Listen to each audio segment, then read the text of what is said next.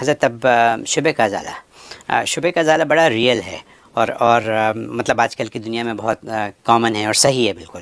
وہ یوں ہے کہ تبلیغی حضرات جماعت کی جماعت 3 4 5 لوگ نکلتے ہیں، گھروں میں جاتے ہیں اور باہر والوں کی تربیت شروع کرتے ہیں اسلام کی طرف. امت کو ہدایت کا راستہ دکھانا تو بڑی اچھی بات ہے، لیکن کیا تبلیغ گھر سے نہیں شروع ہونی چاہیے؟ پہلے اپنے گھر میں رہنے والوں کو مطلب ایمان کے راستے پہ، دین کے راستے پہ پہلے لائیں، پھر باہر نکلیں. کیا ایسا نہیں ہونا چاہیے؟ اچھا سوال ہے، اور واقعی یہ تبلیغی جماعت والوں پہ یہ اعتراض ہوتا ہے. لیکن سوال یہ ہے کہ چلو تبلیغ والے باہر امت کے لیے تو نکلے، گھر کو چھوڑا باہر تو نکلے. آپ تو نہ باہر نکلے نہ اپنوں کو دیکھا. آپ تو ڈبل مجرم ہیں.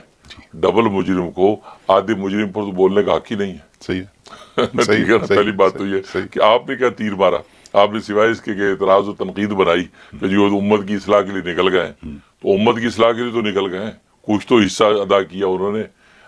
چلو گھر والوں کو اگنور کیا بقول آپ کے، ٹھیک ہے نا. لیکن آپ نے تو نہ گھر کو پوچھا نہ باہر کو پوچھا، تو آپ تو ڈبل مجرم ہیں. ٹھیک، پہلی بات. اور دوسری بات، یہ کون سا نبی ہے کہ جو بغیر اپنی تربیت کروائے وہ اپنوں یا پراؤں کو دعوت تبلیغ کرنے نکلا ہوگا؟ کوئی نبی ہے کہ اپنی تربیت سے پہلے وہ اپنے گھر والوں کو یا باہر والوں کو دین کی دعوت دینے یا تبلیغ کرنے نکلا ہو؟ کوئی نبی نہیں. ہر نبی نے پہلے اپنی تربیت ان کی ہوئی، اپنی تربیت کروانے کے بعد اب جو ہے انہوں نے اپنے خاندان کو متوجہ ہوئے اور پھر باہر گئے. خود نبی کریم صلی اللہ علیہ وسلم کو دیکھ لیجئے، آپ غار حرا میں جو جاتے رہے، عام دعوت تبلیغ سے پہلے غار حرا میں اپنی تربیت کے لیے جا رہے ہیں. اللہ تبارک و تعالی خلوت کے ان کی تربیت کر رہے ہیں. آپ کے اندر ایک خاص ایک ول پاور پیدا کر رہے ہیں، کیونکہ ظاہر ہے کہ دعوت تبلیغ میں جب نکلیں گے تو بڑے صبر آزما قسم کے امتحانات آئیں گے. تو آپ کی جو ہے وہ غار حرا کے اندر آنا جانا آپ کا جو ہے مہینوں رہا. وہ کس لیے؟ وہ آپ کی تربیت ہو رہی تھی. آپ وہاں سے وہ اگر دعوت تبلیغ سیکھ رہے تھے. ٹھیک ہے نا. حضرت موسیٰ علیہ السلام ان کو کوہ طور پہ اللہ تبارک و تعالی نے بلایا، 30 دن کے بلایا. انہوں نے 30 دن کے بعد اللہ سے ہم کلام ہونا تھا تو مسواک کر لی. فرمایا کہ نہیں، یہ روزے داری میں جو تمہارے منہ کی وہ تو مجھے مجھ سے زیادہ محبوب تھی، چلو 10 دن اور روزے رکھو. تم نے مسواک 40 دن گزارے چلا. تو یہ چلے نبیوں نے پہلے چلے جو لگائے وہ اصل میں خود اپنی وہ انسانی سازی ہو رہی ہے، خود اپنی جو تبلیغ سازی ہو رہی ہے. اپنے آپ کو جب تیار کر لیا، اب اس کے بعد قرآن نے نبی کو بھی کہہ دیا انذر عشیرتک الاقربین، اپنے گھر والوں کو خاندان والوں کو سب سے پہلے ڈراؤ، دعوت دو. اب نبی متوجہ ہوئے نا. تو دعوت تبلیغ والے جو نکلتے ہیں یہ سیکھنے کے لیے نکلتے ہیں.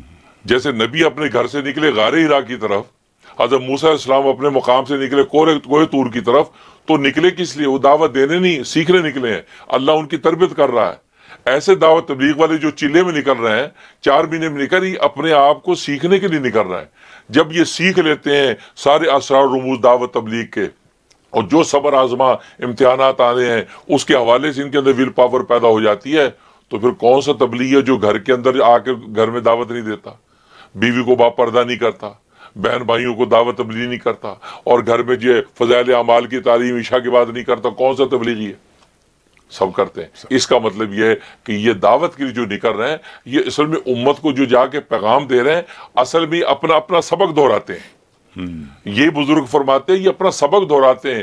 اور بزرگ بڑی اچھی بات فرماتے ہیں کہ جب ان کو کہتے ہیں نا کہ دیکھو بھائی ہم نے کلمہ پڑھا ہے لا الہ الا اللہ محمد رسول اللہ، اللہ سے سب کچھ ہونے کا یقین پیدا کر لو اور اللہ کی غیر سے کچھ نہ ہونے کا یقین پیدا کر لو، اور نبی کی سنتوں کی اتباع میں دنیا اور آخرت کی کامیابی ہے. فرمایا کہ یہ جب تم کہتے ہو نا اس کو، اس کا فائدہ کیا ہوتا ہے؟ تمہارے کان اس کے کان سے زیادہ قریب ہیں. یہ پیغام پہلے تمہارے کانوں میں جاتا ہے اور دل میں اترتا ہے، اور تمہاری اپنی اصلاح تربیت ہوتی ہے، اور یہی مقصود ہے. اور اس پیغام سے اگر اس کو بھی فائدہ پہنچ گیا وہ تمہارے لیے صدقہ جاریہ بن جائے گا. نہیں پہنچا تو آپ کو تو فائدہ پہنچا ہی پہنچا نا. سبحان اللہ. یہ وہ راز ہے. لیکن وہ اعتراض کرنے والے سطحی نظر سے کہا یار تم امت کی اصلاح کے لیے پہنچ گئے، دنیا کے دروازے کھٹکھٹائے. نہیں، ان کو سبق یاد، اپنا سبق سنانے گئے. جب سبق سناتے ہیں تو کیا ہوتا ہے؟ وہ اگلے کو بھی فائدہ ہو جاتا ہے اور خود بھی.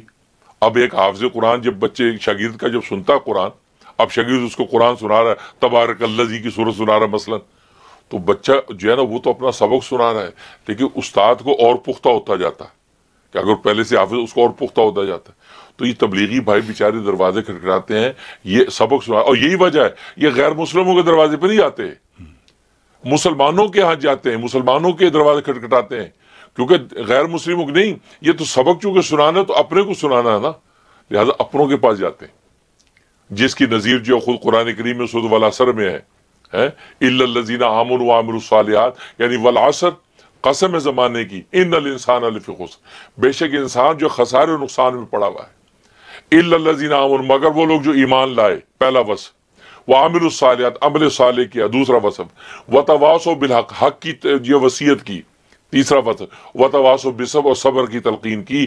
یہ چار اوصاف جن کے اندر ہوں گے وہ خسارے و نقصان سے بچے ہوئے ہیں.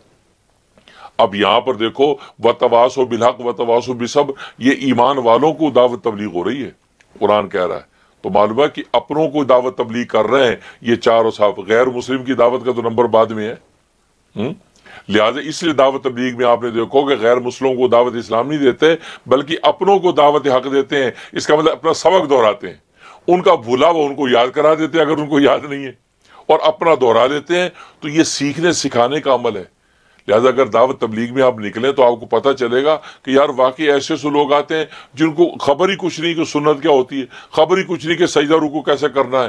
وہ بیچارے سیکھتے ہیں، 20 صورتیں یاد ہو رہی ہیں، ان کو صورتیں یاد کرا رہے ہیں، سنتوں کا مذاکرہ ہو رہا ہے، کھانے پینے کے ٹائم سنت کا مذاکرہ ہو رہا ہے، سونے کی سنت کا مذاکرہ ہو رہا ہے. تو مطلب ہے کہ وہ بیچارے سیکھتے ہیں. غسل کا وضو کا طریقہ، ایسے لوگ آتے ہیں کہ غسل ہی نہیں کرنا آتا، بس نالیے جی غسل نہیں، وہ طریقہ غسل کا جی بیان ہو رہا ہے، وضو کا. تو وہ سیکھنے سکھانے کا عمل ہوتا ہے. تبھی بزرگ بڑی اچھی بات فرماتے ہیں کہ تبلیغ جو ہے نا وہ سننے سے سمجھ میں نہیں آتی، وقت لگانے سے سمجھ میں آتی. بالکل صحیح.